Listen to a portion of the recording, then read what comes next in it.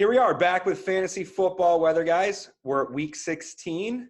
I'm here with the other Fantasy Football Weather Guys with Sean Bratton and Dr. Mike Ventris. How's it going?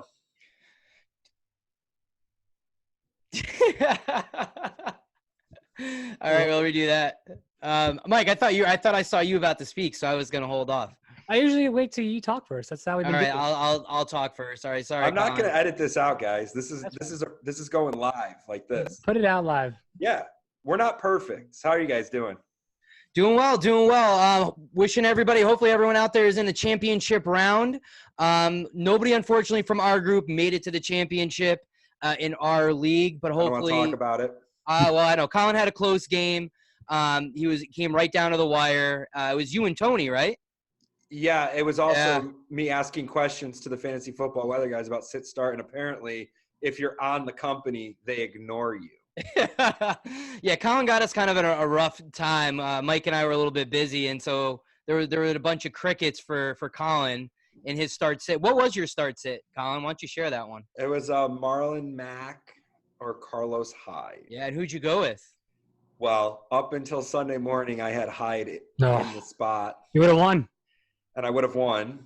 And I didn't hear from you guys to discuss, because usually I'm very argumentative, and you guys, I assume, would have said Mac, which you said. So I would have told you this whole spiel about why I want Hyde.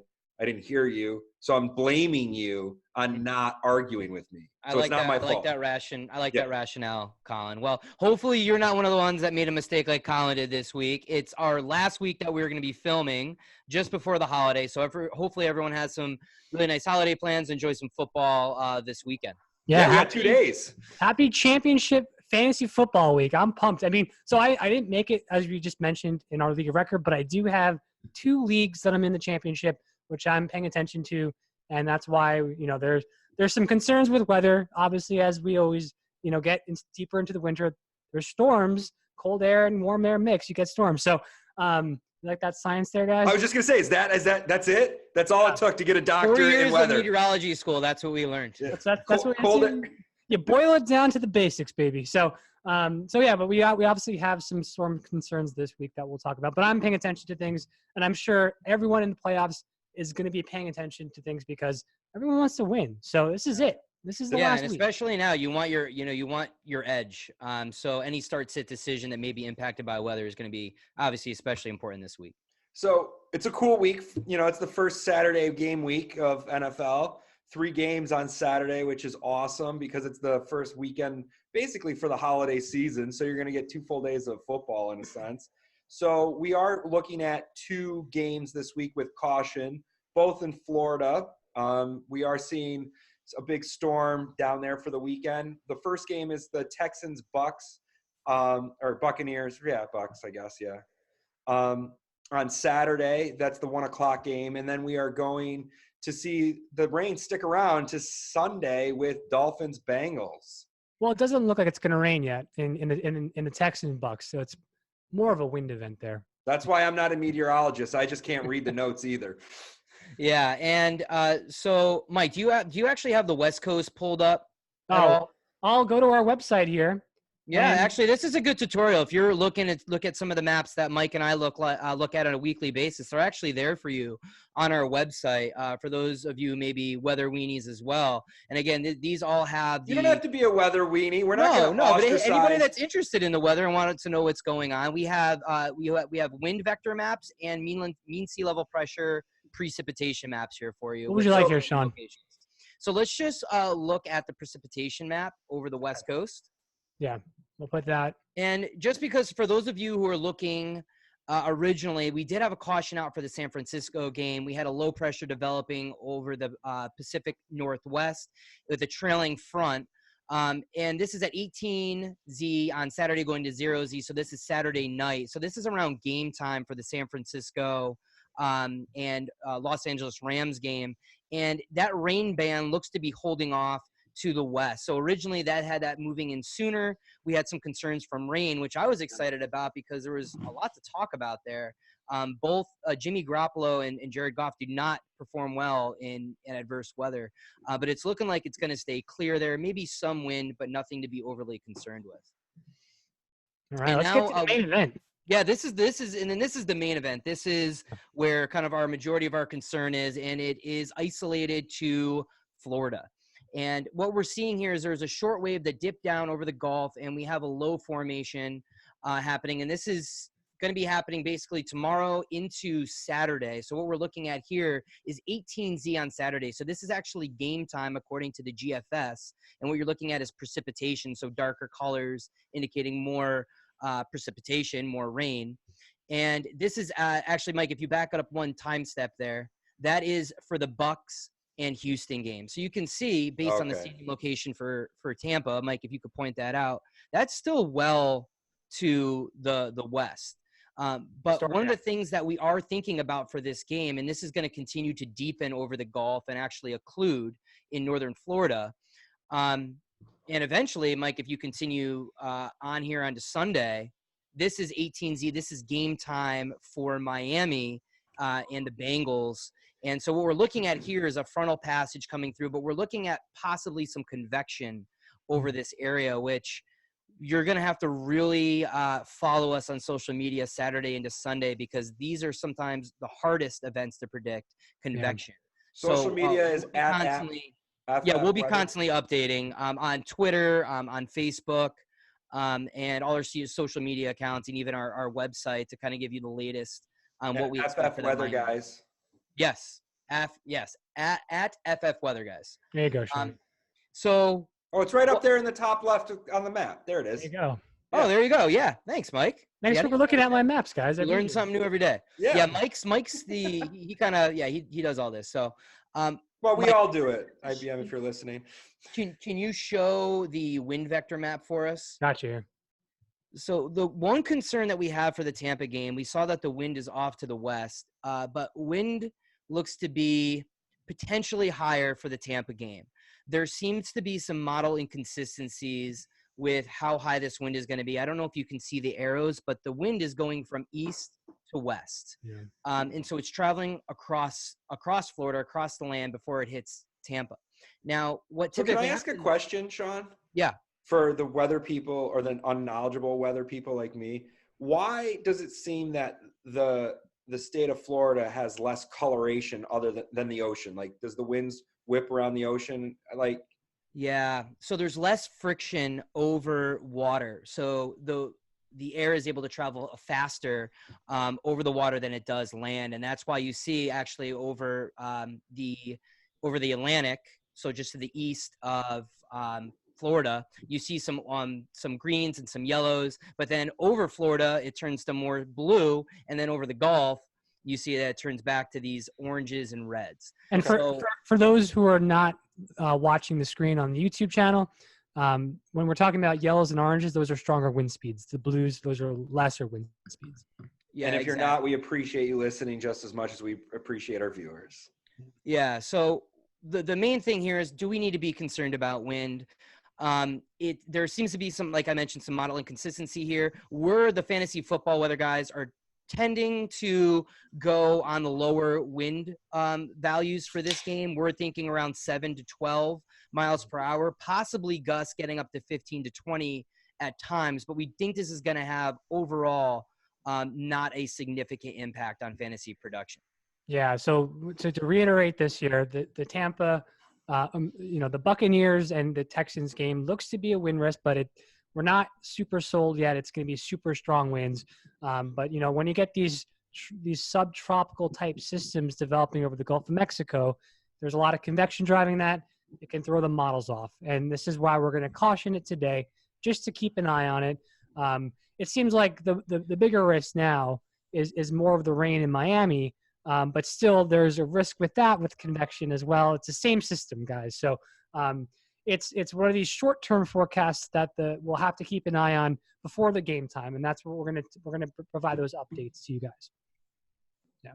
So let's stop the screen here. I actually was getting a lot of questions on Twitter about this storm over the Gulf of Mexico, asking if the National Hurricane Center could potentially upgrade or name the system as a subtropical storm. So I'm not buying into that yet, but it is one of those bigger winter storms that we've seen down in the Gulf in a while. So Yeah, it is. And one of the models that we're trusting a little bit more, called the European model, the ECMWF model, is having this low deepen and occlude over Florida, which tends to result in heavier potential precipitation and stronger winds.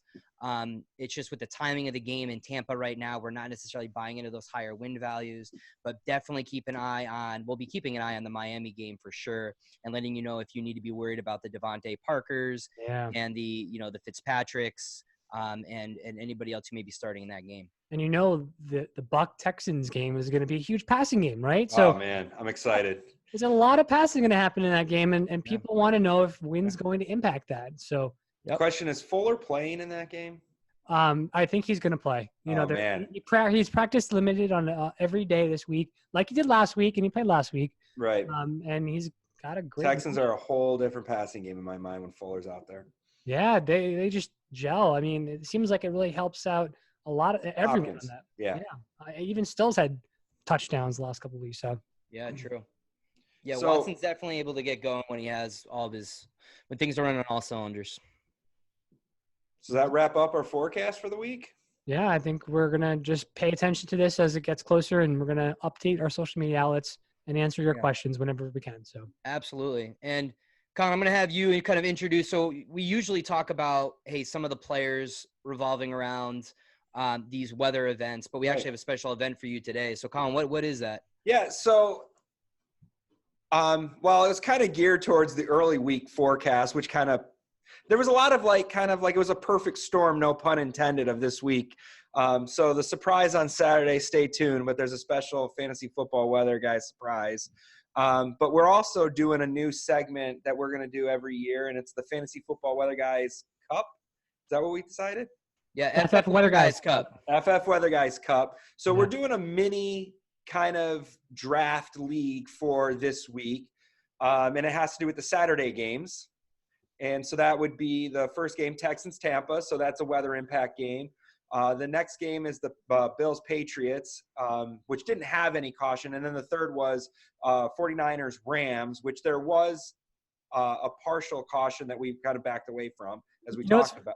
You know what's funny? That you just mentioned those games, right? If you were going to say in the beginning of the year, on week 16, which game would be impacted by weather, potentially. It's going to be the at Pats. It's New England, right? And actually, no, it's Florida and potentially California. I mean, and honestly, if you were going to say in week 1, who's excited about the Bills-Pats games because the Bills could possibly win? Yeah. I mean, that's exciting. So we digress, but let's get back to the new segment. So we're going to do a live draft. We're picking 5 positions, 1 position player as the normal redraft concept league or keeper league. Not daily league. So we're doing a quarterback, wide receiver, running back, tight end, and defense of the 6 teams that are playing. We did already do a random draft order. It's going to be Mike, Sean, myself, snaking back for the 5 rounds. And we'll get to it. And as we pick our players, and if we're going to discuss why and possibly weather impacts if that factored into our decisions. All right. Yeah. So get excited. This is something brand new for us. We've never even really done this before.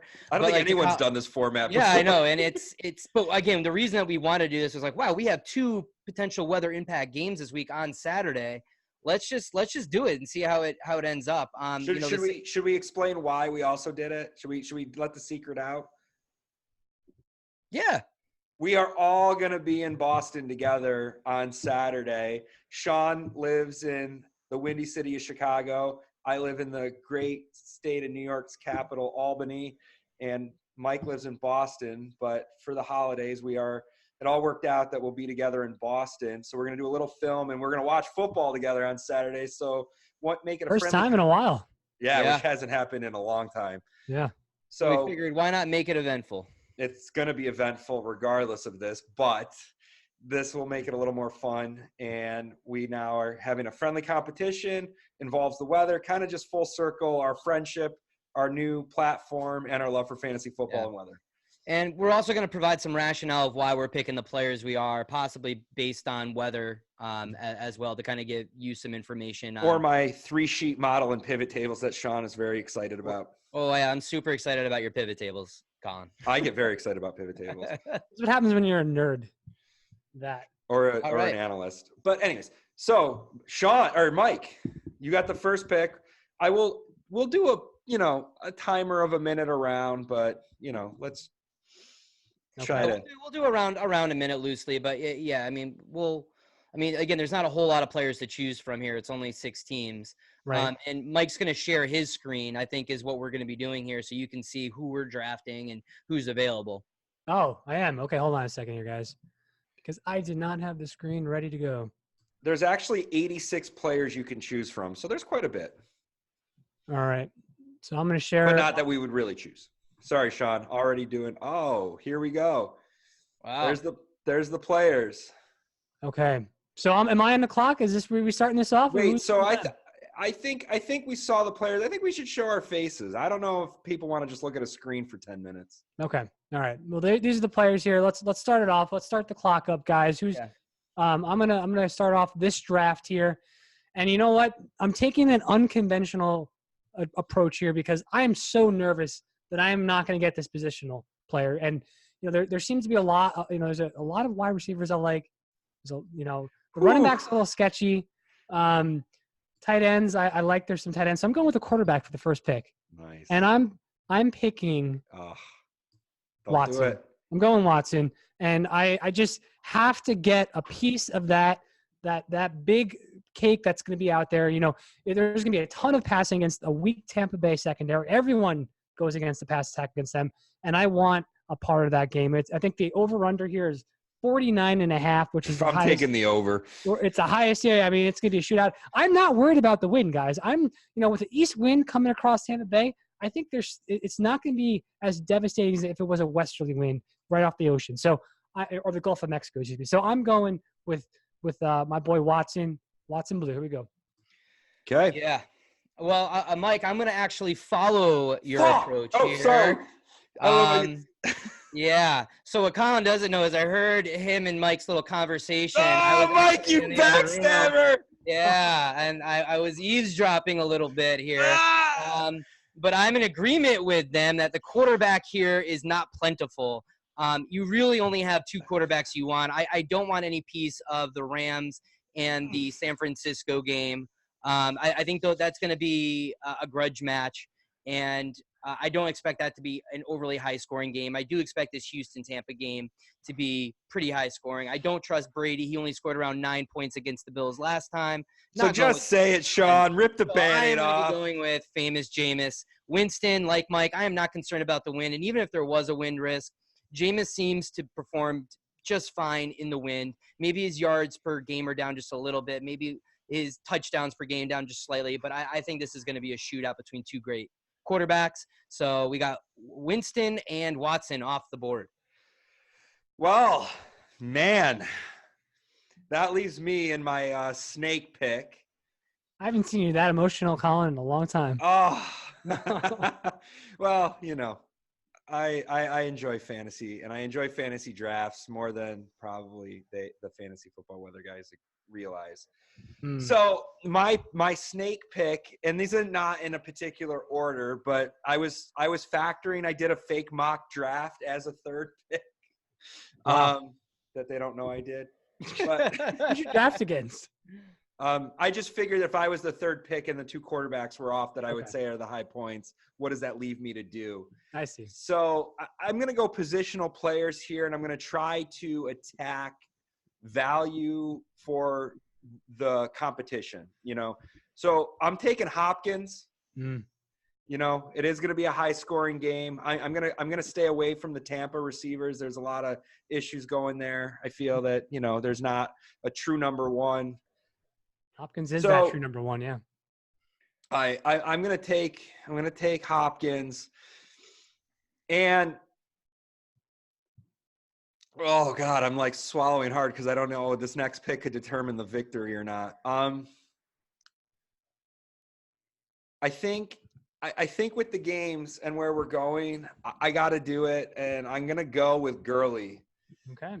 I got to take Gurley. I feel like with the running backs that are out there, when you got Singletary, White, Patriots running backs, everyone knows the true what do they call that split team? The what? My committee. The handcuff? By committee. So they running back by committee. Yeah, handcuffs. Okay. Yeah, they run by committee. Singletary didn't play against Patriots their first game, so I don't know how he's going to do, but I think that game's actually going to be more of a low-scoring, close game.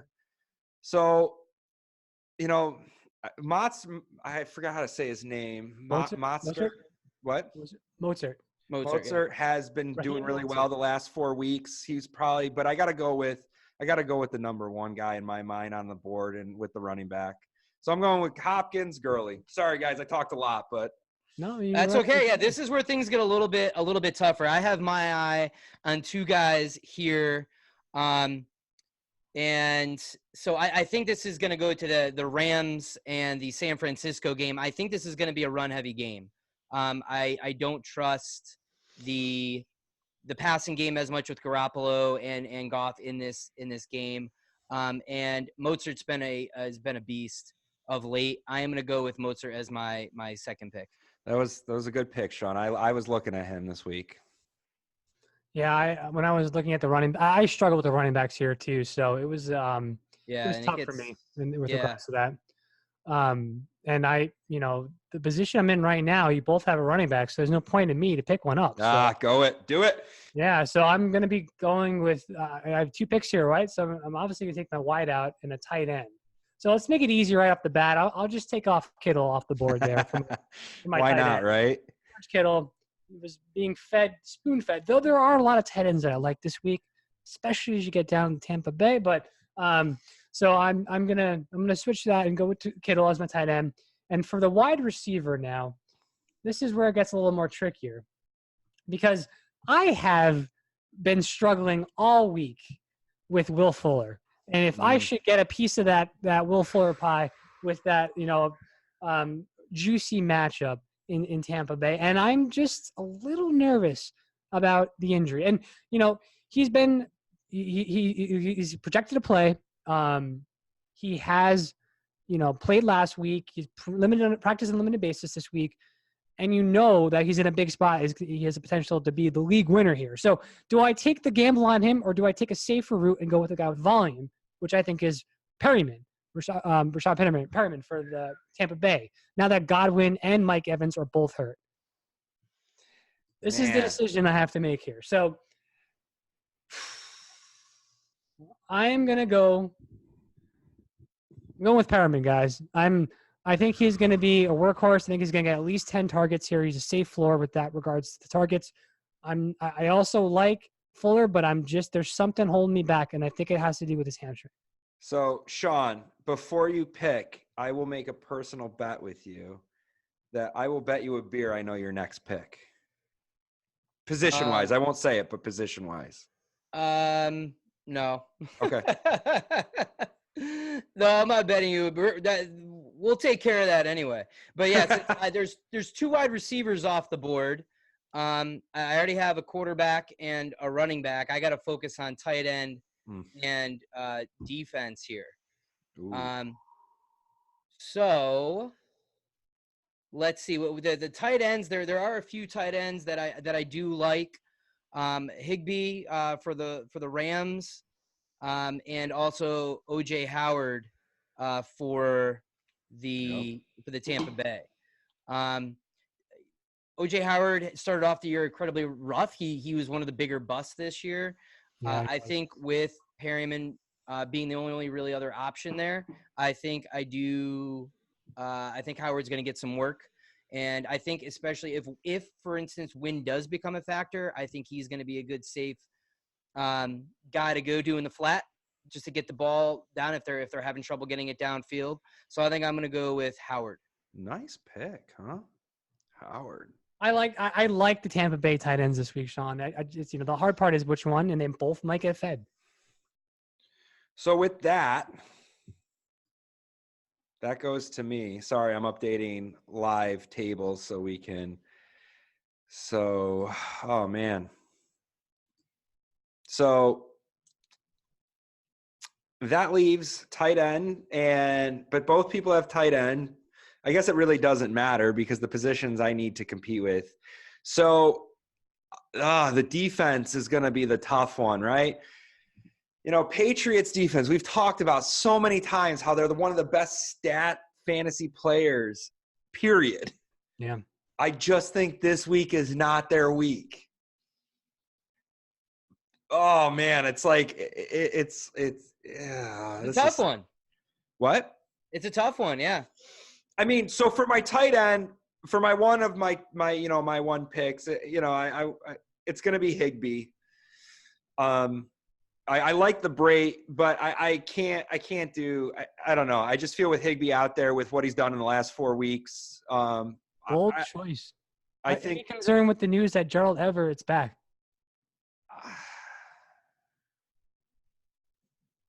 Yeah, now there is actually. Yeah, I mean, all right. I mean, but they've been feeding him. He's had, 3 or 4 consecutive games of 100 yards and like 10 receptions. So I get it. It's been getting work. Does that count as an official pick? I think so. It does. That's fine. I took Higbee. Oh, man, this sucks. Getting the last pick this draft was the worst mock draft I did. I hate to say it. I hate to do it, but I'm a stats guy, and I'm doing Patriots. Oh, the Patriots defense. Yeah. Sorry. Not sorry, but yeah. All right. I'm going to follow that up. I'm going defense here because my wide receiver will be my last one, given that you guys already have a wide receiver. And the last time the San Francisco 49ers faced the Rams, they only allowed 7 points, got around 12 fantasy points, and they got a fumble recovery. I think that defense, although they didn't look good against the Saints, I'm definitely not picking Houston or Tampa here. So and I don't trust the Bills versus the Patriots, even though I think they'll play them tough. So I'm going to be going San Francisco. That was my second choice, Sean. That's a great pick. Sorry. I love that. All right. So since we are getting low on time here, let's speed this up a little bit. I'm going to pick – I have 2 – this is the end of my pick, right? This is my last pick here. So for 2 picks, I'm taking the Bills defense. I like I'm not buying into the Patriots offense. Tom Brady just doesn't look right to me. So I think the Bills are going to be – they're going to prove a really tough feat for them. So I'm going with them. And I'm going to pair that up and finish off the draft here with running back Devin Singletary. Wow. Interesting pick. All right. So I now need to pick my wide receiver. Who this is gonna be a tough one. Against, because I could either go really Edelman versus a tough Bills D, or I could go Will Fuller. And it's surprising no one wants Kupp. Oh, it's been tough to predict the wide receiver. Really tough to predict the Woods Kupp, and against the San Francisco defense, I don't know where I want to go there. Well, Edelman's the only show in town, or I could go Fuller or what? Brown. I don't know. Brown for the Bills, man. He's got good stats. Nah, not against the Patriots. Edelman's got like that injury he's been playing through. It's tough. I know. What are you going with? Yeah, a lot of guys are injury prone right now. End of the year. I got to check if Fuller is still healthy enough to play. He's going to play. But didn't Mike take Fuller? No, he took Perryman. He took Perryman. Oh, yeah, Fuller's going to play. I checked today. Yeah. He practiced. He's good. Or no, we talked about it earlier. Yep. Yeah, and he's a risky one as well. Man, this is a tough one. TikTok. Yeah, my time is coming down here. I gotta go to the shootout and go with Will Fuller. Nice. Could be a league winner. All right, let's finish this draft off here. So my quarterback, and it's clearly now based on stats only, and it really has to do with performance of the last 3 weeks and projections. So it's Garoppolo. I'm going with Garoppolo. I just am staying away from Brady on this one. Goff is very close, but I'm really a numbers guy, and to me the numbers point to Garoppolo. Okay. Mike, do you want to show did somebody fill in yet? Nope, we're going to do that afterwards. I have it all. Oh, okay. Okay.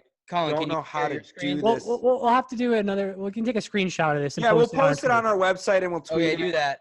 But so here's the fantasy projections based on Yahoo half-point PPR league for this week.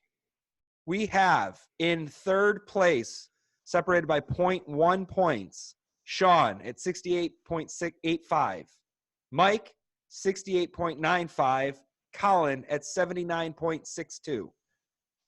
That's based on Yahoo projections half-point PPR league. Wow. Yeah, so I mean, as you can see, based on our the first two quarterbacks or the first two players off the board were two quarterbacks playing in a potentially windy matchup. It could just kind of shows that we're not really worried about that game. We still think there's going to be a lot of air yards there, especially you're not playing really Carlos Hyde against a really stout Tampa front where they're number one in the league in rushing defense. So we're not really scared about that game. So if you have anybody that you're considering for that game, we would say go for it if that's your best option. Don't let weather be a factor. Yeah, I just want to piggyback and talk about the Miami game quick because we're going to end up here pretty soon.